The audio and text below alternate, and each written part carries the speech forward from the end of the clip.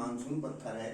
जैसे ही मानसून बनता है तो ये पसीज कर पत्थर टपकने लगता है, और ये तब तक टपकता है जब तक भारी बरसात नहीं होती। जब भारी बरसात होती तो ये सूख जाता है, फिर पे बूंदे नहीं दिखाई देंगी। अच्छा। दूसरी बात देखेंगे कि आपको ये महसूस होगा कि एक ही पत्थर में जो है सब उकेरा गया है, लेकिन आप इधर से देखेंगे, पीछे से आके इधर से देखेंगे, ये पार्ट अलग है, ये पार्ट अलग है, ये मूर्ति अलग है। इस मूर्ति के पीछे एक लकड़ी लगी है, एक लकड़ी इधर से पुरातत्व ने निकाल ली, उसकी उन्होंने कार्बन जांच कराई, तो कार्बन जांच से अनुमान लगाया कि ये कलाकृतियां 4200 वर्ष पुरानी।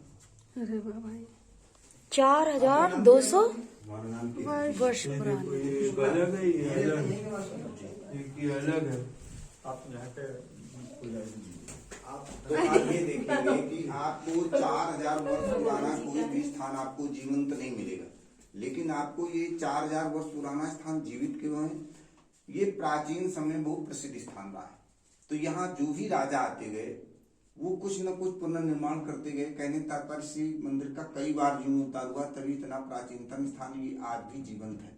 जैसे ही मंदिर में आपने प्रवेश किया, देखेंगे उसमें प्रथम खंड में एक कोठरी दक्षिण साइड में, एक कोठरी उत्तर साइड। जो दक्षिण साइड में कोठरी है उसमें सूर्य मूर्ति है, जो इधर साइड। इतिहास का मानना है जो सूर्य की मूर्ति है वो ईसा मसीह के जन्म से 2 सदी पूर्व बनती थी। उसके बाद सूर्य मूर्ति नहीं बनी। फिर सजी हुई मूर्ति है, ये कुषाण काल में बनती थी। कुषाण काल का प्रमुख राजा कनिष्क 2री सदी में। अब आप इधर देखेंगे ये जो कलाकृतियां हैं ये गुप्त काल से मेल खाती है। गुप्त काल में उसको सूर्य की मूर्ति आकृत मानते थे और ऊपर इसको कलश मानते थे। यहाँ मुख से निकलती बेलबत्ती दिखाई दी। कलाकार ने कला के माध्यम से दर्शाने की कोशिश की कि सूर्य ही जीवन का आधार। अब आप इधर देखेंगे ये जो आकृति है ये मौर्य वंश के जमाने में जो सिक्के मिलते उसमें आकृति मिलती है। इसके मतलब मौर्य वंश में भी काम हुआ। अब आप एक बात ध्यान देंगे कि कुषाण वंश, मौर्य वंश, गुप्त वंश ये सभी चक्रवर्ती राजा हुए, और इन चक्रवर्ती राजाओं ने यहीं पे आके काम क्यों करा है? इससे बात प्रमाणित होती है कि नहीं प्राचीन समय में बहुत प्रसिद्ध स्थान रहा है, इसलिए यहाँ जो भी राजा आते गए वो यहाँ से प्रभावित होकर कुछ न कुछ पुनर्निर्माण करते हैं। आप ये देखेंगे ये जो आकृति है इस आकृति को एक मंदिर नुमा बना के भीतर रखा गया। आप लोगों ने पढ़ा होगा कि सिंधु घाटी सभ्यता काल में लोग प्रतीक चिन्हों की पूजा करते हैं। वही लिखा है कि सिंधु घाटी सभ्यता संसार की सबसे प्राचीनतम सभ्यता।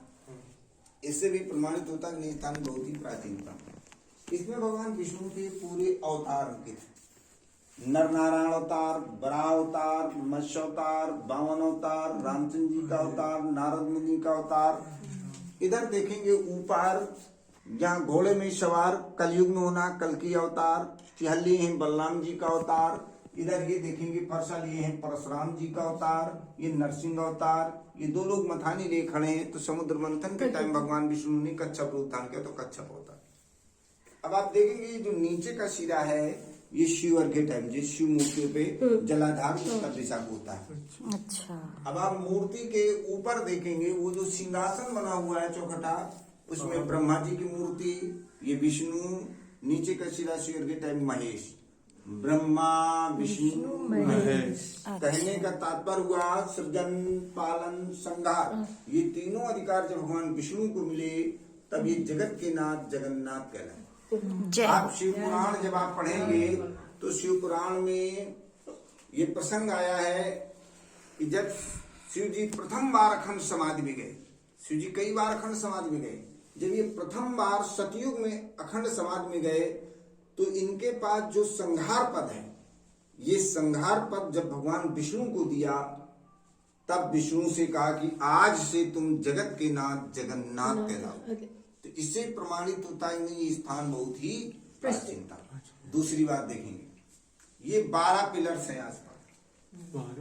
12 गिन लो 1 2 3 4 5। अच्छा। हाँ पूरे 12 पूरे पीछे है ना, 2 पिलर पीछे।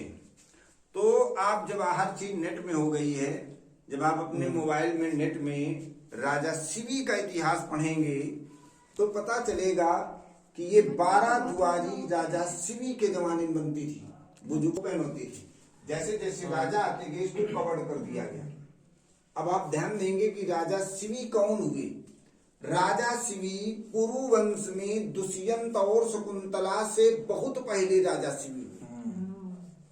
दुष्यंत और शकुंतला के बहुत बाद महाभारत, वो तो बहुत बाद में। महाभारत हुए आज से 5000 से ज्यादा वर्ष हो गया, और महाभारत के बाद उड़ीसा की जगन्नाथपुरी बनी। अच्छा, इससे भी साबित होता है कि नहीं, स्थान ये बहुत ही प्राचीन था। प्राचीन, उससे इससे भी एक बात पुराना। और साबित होती है कि नहीं, पहले मेन जगन्नाथपुरी हो सकता है यही रही हो, लेकिन विनाशों से यहाँ का इतिहास सब नष्ट भ्रष्ट हुआ। दूसरी बात देखेंगे कि आप बहुत जगह विष्णु मंदिरों में गए होंगे और जाएंगे, लेकिन आपको विष्णु चरणों में मूर्ति बनी नहीं मिलेगी। जो इतिहास के विशेष जानकार हैं इस मूर्ति को देखते ही बता देंगे कि नहीं, मूर्ति बहुत ही प्राचीनतम और दुर्लभ मूर्ति है। ये हर जगह आपको इस प्रकार की मूर्ति नहीं मिलेगी। इतिहासकारों मन ये कहते हैं ये सर्प है, ये सर्प है, ये पशु है, ये पशुपतनाथ है। पशुपतनाथ के ऊपर भगवान विष्णु विराजमान है। इस तरह की मूर्ति आप आल भारत में घूम आए, लेकिन आपको पशुपतनाथ के ऊपर भगवान विष्णु विराजमान कहीं आपको मिलेंगे नहीं। ये बहुत दुर्लभ मूर्ति है। इसको हड़प्पा समकालीन मूर्ति मानते हैं इतिहास। अब आप एक बात गौर करेंगे कि सिंधु घाटी और हड़प्पा सभ्यता काल के जितने भी स्थान मिले हैं सब खुदाई से मिले। हाँ, सब खुदाई से। लेकिन ये ऊपर ही रहे। इससे साबित होता है कि प्राचीन समय में एक विश्व लेवल का विनाश हुआ, जिससे सारा इतिहास सब क्या हो गया, दब गया, नष्ट हो गया। हमारा इतिहास नष्ट होने के 3 मेन कारण, एक तो विनाश, उस विनाशों से बहुत इतिहास नष्ट हुआ। दूसरा कारण मुगलिया आतंक, तीसरा कारण भाषा परिवर्तन। जैसे सिंधु घाटी में खुदाई में जो भाषा निकली उस भाषा को कोई पढ़ नहीं सका, तो भाषा परिवर्तन भी हमारी जो है इतिहास नष्ट होने का कारण बना। तीसरा ये वास्तव में सिंधु घाटी हड़प्पा समकाल का स्थान है, तो ये ईश्वर का वरदान ही आप समझें कि इतना प्राचीनतम स्थान ये आज भी जीवंत है। नहीं तो इस समकालीन के स्थान कोई भी आपको जीवंत नहीं मिलेगा, सतत जो है यहाँ पे। दूसरी बात और गौर से कला के दृष्टिकोण से देखेंगे, ये जो कला है ये प्राचीनतम, सबसे प्राचीनतम। जैसे ये प्राचीन। इसके बाद इसमें जैसे कुषाण वंश आया, उसमें समय समय पर परिवर्तन होते हैं। जैसे जैसे राजा आते गए वो अपनी कला का प्रदर्शन करते